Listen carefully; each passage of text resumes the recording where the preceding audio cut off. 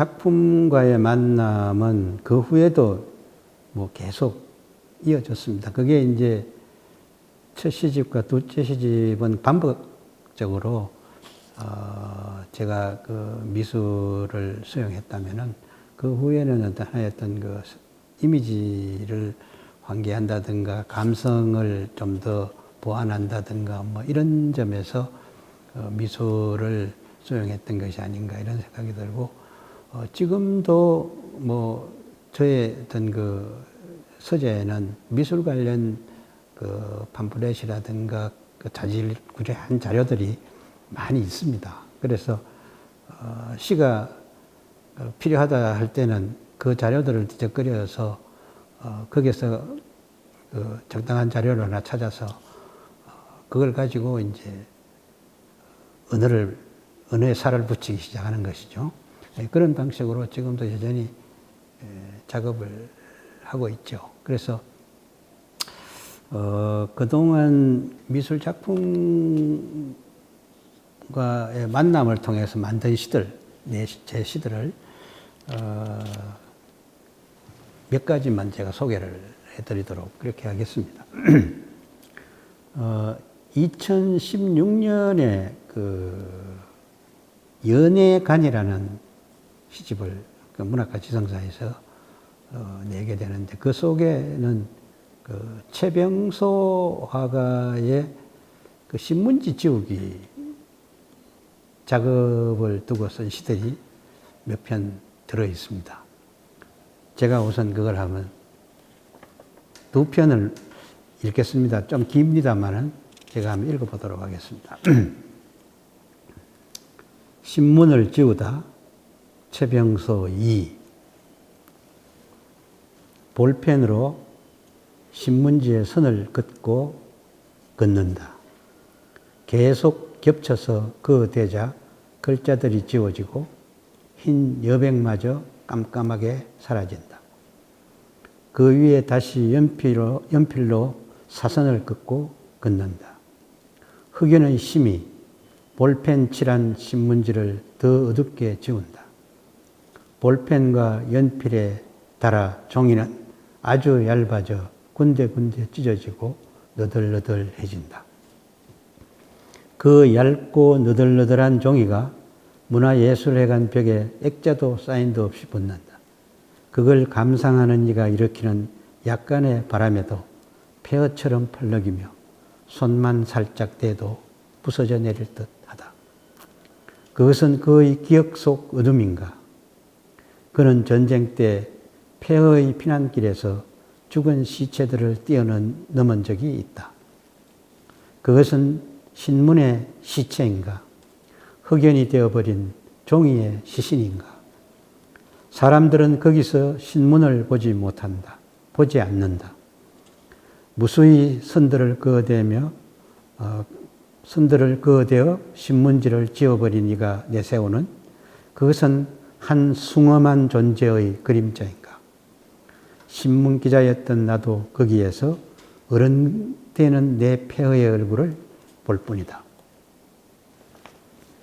제가 쓴 시들이 그 사물들에 대한 묘사가 굉장히 자세하다는 말씀을 드렸는데 그 방식을 고수를 하다 보니까 좀 집요한 보여주기라는 그런 말로 사람들이 얘기를 하는 것 같아요. 그 집요하게 언어로서 그려 보여주기인데 이것이 보여주긴 그렇다 하더라도 그 보여주기 위한 하나의 집요함이 제 시인데 그 반대로 이 최병소 화가의 경우에는 그 반복해서 지우는 보여주지 않고 계속 반복해서 치우는 그 점에서 저하고는 좀 반대되는 어떤 그런 입장에 서 있는 것 같습니다. 그것이 이제 시를 통해서 이렇게 소통이 되는 것이죠.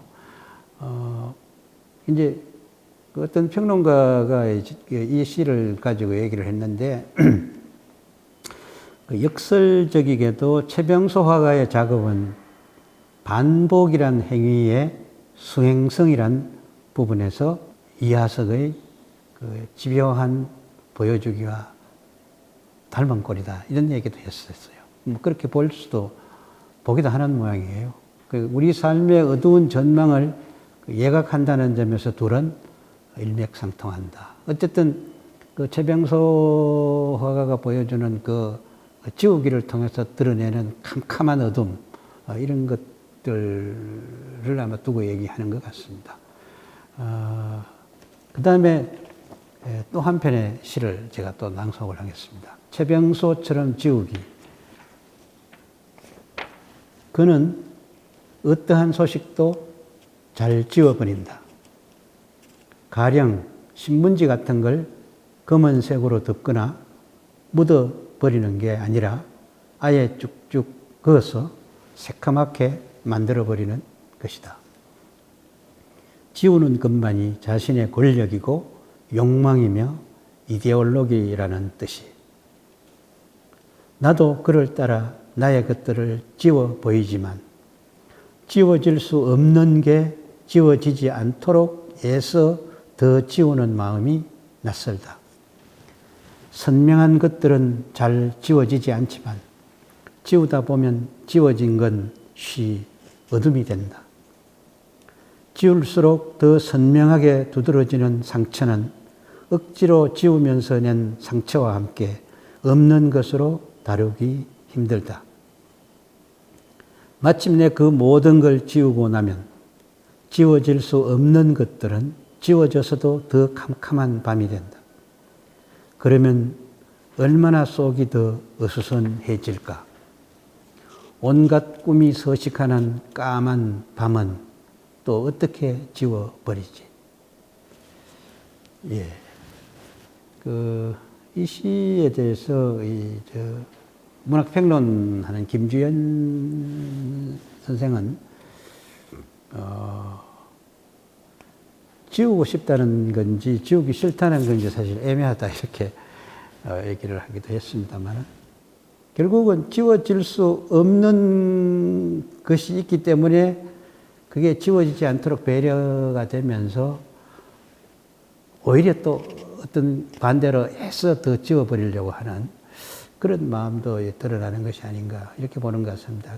그래서 그러한 마음 자체가 좀 낯설은 마음이고 결국 그 시인에게는 그 지우고 싶은 마음이 있고 지우고 싶지 않은 마음이 같이 있다, 공존하고 있어가지고 그렇기 때문에 결국은 기억이라는 문제가 늘 시인의 어떤 깊숙한 마음 속에서 사라지지 않고 남아있는 것이다. 그 기억은 지우고 싶어도 그 지워지는 것이 두렵기도 한 그 시인의 어떤 그 원초적인 의식을 갖게 하고 그래서 지우려고 할수록 기억은 오히려 분명히 부각되는데 그게 상처도 하나의 그런 것에 속하는 것이다. 뭐 이렇게 설명을 했는데 앞제 제가 읽은 것은 그 최병소라는 화가의 지우기 작업에 대한 그 일단을 통해서 어떤 존재의 그림자라든가 그 폐허의 얼굴이라든가 이런 것을 이제 들여다봤다면은 뒤에 그 시는 최병소의 어떤 그 작업을 통해서 오히려 그 내 자신의 어떤 그 기억의 문제를 다뤘다고 볼 수가 있습니다. 그래서 어떤 면에서 최병소 화가의 그림을 통해서 여러 가지 어떤 각도에서 언어화하는 하나의 방식도 있다 하는 것을 아마 보여주는 것이 아닌가 이런 생각을 합니다. 박영택 씨가 예술가의 작업실이라는 글을 통해 가지고 최병소의 어떤 그 그림에 대한 얘기를 한 게 있습니다. 그걸 제가 잠깐 읽어드리겠습니다. 신문의 활자들이 지워진다. 점차 암흑이 된다. 순간 신문은 홀연 사라진다. 들어 먹을 칠하고 다시 그 위에 연필을 칠한다. 마치 확인 사살을 하듯이 더욱 검고 진하게 칠한다. 그렇게 해서 신문지는 검은색으로 어릉진 단색조 회화이자 검은 물질의 입체가 되었다. 평면을 극한으로 몰고 갔더니 입체가 된 셈이다. 반복적으로 쌓인 선긋기는 결국 작가의 고된 노동과 그 행위를 받아내는 종이를 뚫고 긋기 자체를 무의로 만들어버렸다. 행위가 반복될수록 그 행위는 다른 행위에 묻히고 지워져 결국 어떠한 흔적도 남지 않게 되었다. 약질의 신문지는 그렇게 달아 군데군데 찢기고 구멍이 뚫려 끝내 검고 빛나는 이상한 껍질로 변신했다. 결국 신문지는 마찰과 압력, 힘에 의해 말소되었다. 새까맣게 타버린 것이다. 이렇게 썼습니다마는 최병소 화가의 작업은 저한테도 그 최병소 화가를 몇 번 만나가지고 얘기를 들었는데 했습니다만 뭐라고 할까 고도의 수행을 하는 어떤 그 종교인의 어떤 그 모습 같은 걸 보여주고 있어요. 수행자의 어떤 모습. 말하자면은 신문지에 있는 글자들을 계속해서 그냥 하염없이 지워나가는 어떤 그 작업을 신문지가 새까말 때까지 이렇게 계속한다는 건 이 말이 쉽지 사실은 상당히 힘든 일이거든요. 힘든 일일 뿐만 아니라 아주 짜증나는 일이고 고통스러운 일이고 자기의 온몸의 어떤 그 힘이 늘 이렇게 의식되는 어떤 그런 일이기도 하고 그 신문지를 아주 찢어지지 않게 적당히 눌러서 이렇게 계속 이렇게 끊는 그것도 보통 그 신경 쓰이는 일이 아닐 것 같습니다만 하여튼 그런 작업들을 한다는 것 자체가 굉장히 좀 특이한 모습이죠. 특히 저는 그걸 특별하게 수용 받아들였는데 최병소 씨가 신문지를 지우기 시작한 게 아마 이 지우기 작업에 아마 그 처음 했던 작업이라고 저는 생각이 들고 지금도 물론 이제 이 작업은 이 신문지 지우기 작업도 계속하지만은 또 여타 다른 어떤 뭐 가령 뭐 심지어는 그 미국 달러도 완전히 지워버리는 경우도 나타나고 타임지 같은 경우도 그 표지를 완전히 지워버리는 우리나라에 아마 5만 원 아까워서 지울 수 있을지 모르겠는데 5만 원짜리도 지워버릴 수 있을 것 같아요. 그래서 그런 어떤 지우기의 그런 작업이 특별히 제게 관심을 끈 것은 제가 아마 신문 기자였기 때문이 아닌가 이런 생각이 듭니다. 신문 기자는 신문을 특별하게 생각하죠. 신문에 낳는 기사는 어떤 면에서 굉장히 우리 사회가 갖고 있는 역사성을 그대로 드러내는 것인데 그것을 한켠에서 부정하면서 부정을 하는지 그건 모르겠습니다만 그 한켠에서는 그러한 하나의 역사성을 지워버리는 이가 있다는 것은 굉장히 놀라운 일이에요. 그래서 이 최병소라는 사람이 어떤 마음을 먹고 우리가 만든 신문을 지우느냐 이런 의문을 상당히 가졌었죠. 그러면서 이 신문이라는 것은 우리 사회의 정체성을 나타내는 하나의 어떤 단적인 하나의 어떤 거라고 본다면은 어떤 면에서 최병소 씨가 신문을 지운다는 것은 우리 사회가 기억하고 있는 여러 어떤 것들, 그 기억의 어떤 공간들 또는 어떤 관념적으로 못 박아 놓았던 어떤 사실들, 어떤 역사라고 말하면서 기록해 놓는 어떤 여러 가지 표시들, 이런 것들에 상당한 불신을 가지고 있는 것이 아닌가. 그 불신을 가지고 있고 하기 때문에 그것을 지우는 것이 아닌가 이런 생각을 했었죠. 그래서 신문 기자를 하는 어떤 그 과정에서 아마 최병소와의 만남은 대단히 특별했던 것 같습니다.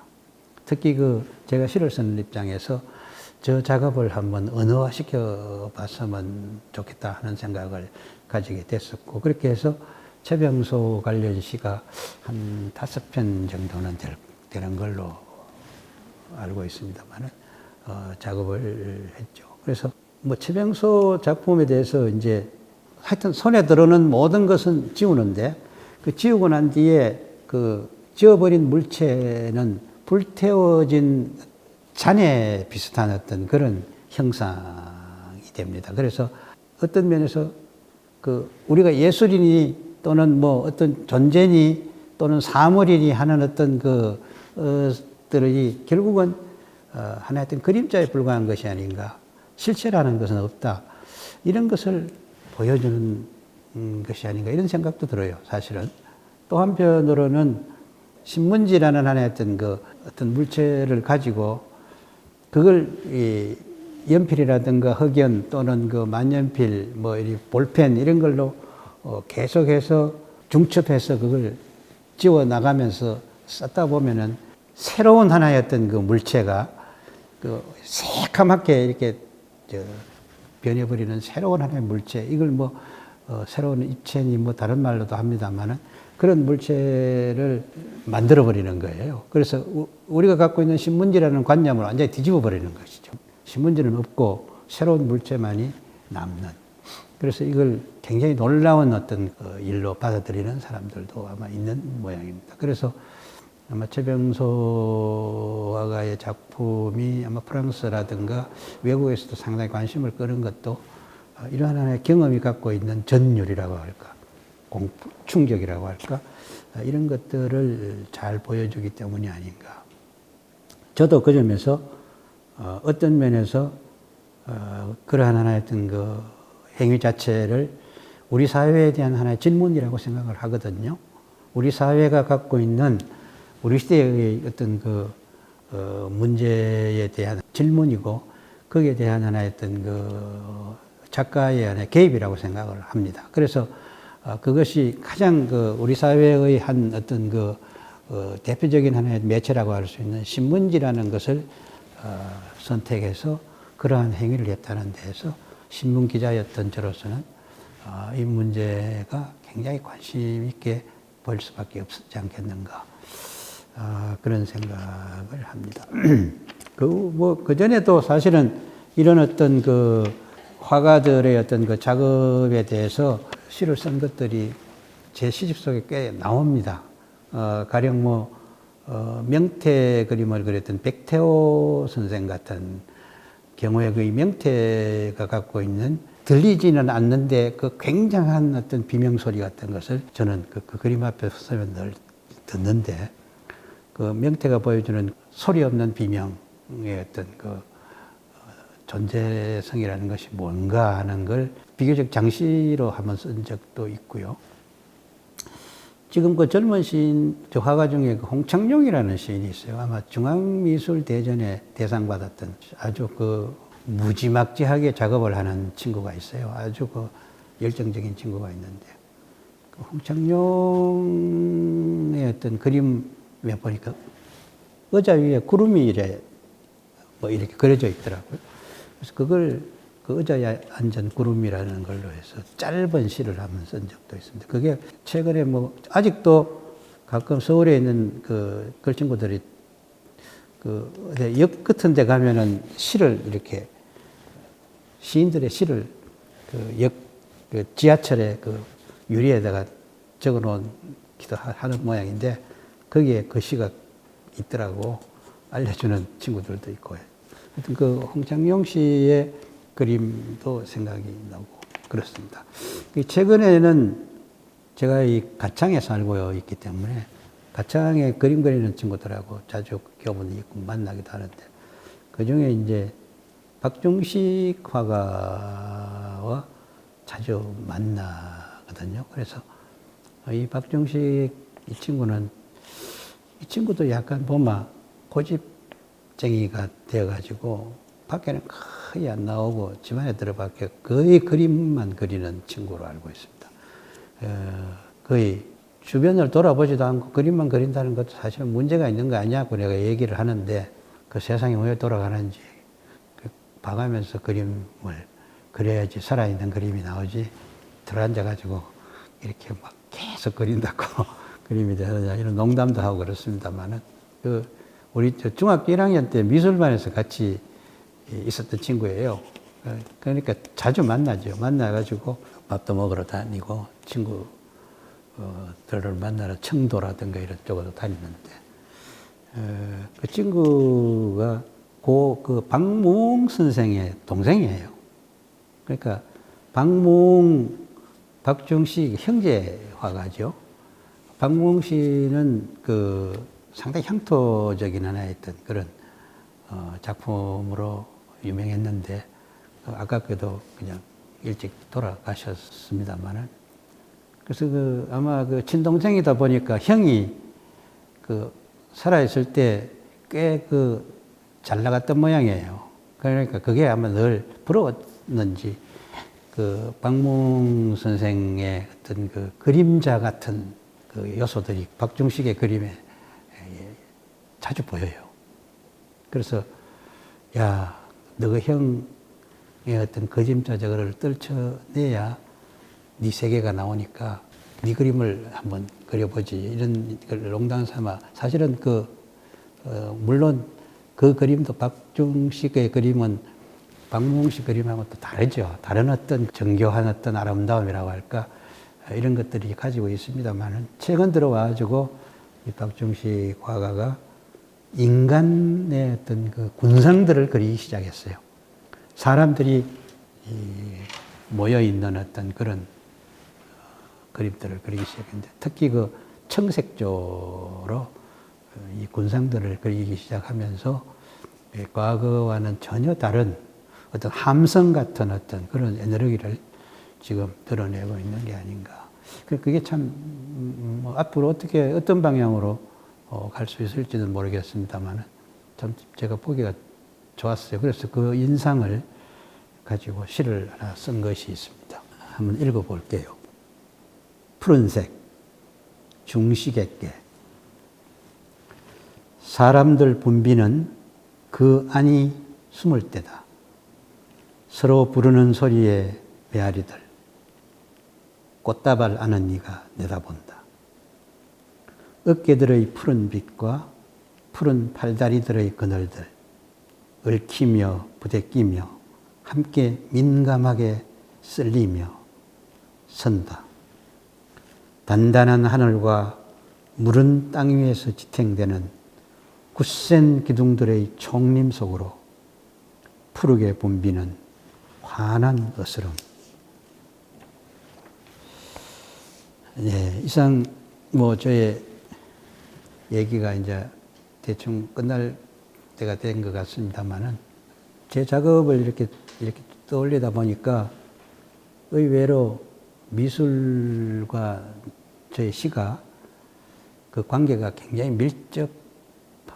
밀접하다는 것을 구체적으로 이렇게 느끼게 됩니다.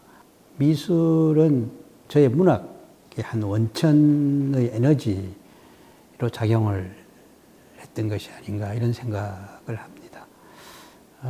잘 아시겠지만은 현대 미술은 끊임없이 시대적인 문제와 대응하면서 분화하고 진화하고 또 계속해서 이제 소통을 도모하고 그렇게 있습니다. 그래서 저는 이러한 현상들을 나름으로 수용해서 시대 정신의 대응 방식의 하나로 이렇게 삼기도 하고 그리고 그것을 표현하는 양상을 언어화라는 새로운 방식으로 시도하는 그런 것을 계속 해왔다고 할 수 있습니다. 앞으로도 아마 그 점에서 계속해서 미술 쪽을 곁눈질하고 살펴보고 아마 그렇게 할 겁니다.